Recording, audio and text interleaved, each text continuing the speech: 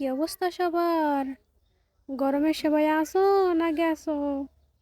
এই গরমে তো রাইন্দা বাইরা খাইতে মন চায় না, আগুনের সামনে যাইতেই মন চায় না।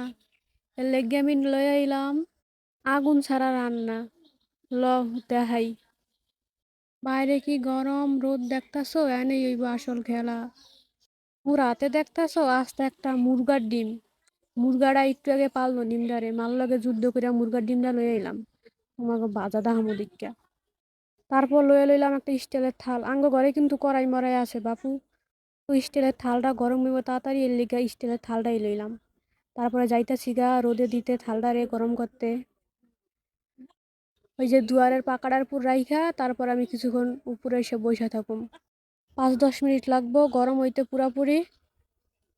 এই গরমে শুধু থালকা ভুথু গায়েও সুটকি হয়ে যাবো গা। না মানি দেখি মাঝে মধ্যে ফেসবুকে এক একজনের পোস্ট করে গরমের মধ্যে যে তোমার এই ফেস দিকা প্রেমে পড়বো, হেই হইল মনে করো আসল প্রেমিক, আসল ভালোবাসার মানুষ, বুঝলে? যাই হোক, থালটা মনে হয় গরম হয়ে গেছে। তো এখন একটু থালটার মধ্যে তেল দিতে হইব। তো আমি লয়ে লইলাম খাঁটি সোয়াবিন তেল। একটু আগে সূর্যমুখীর বীজ থেকে বাঙায় আনলাম। যাই হোক, কেউ আবার এই চাপা চুপা বিশ্বাস করেন না। এখন তেলটা গরম হওয়ার জন্য রেখে দিতে হবে কিচ্ছুক্ষণ। প্রায় 10 মিনিটের মতো তেলটা গরম করলাম। এখন তেলটার মধ্যে ছাইড়া দিমু আনা মুরগার ডিম।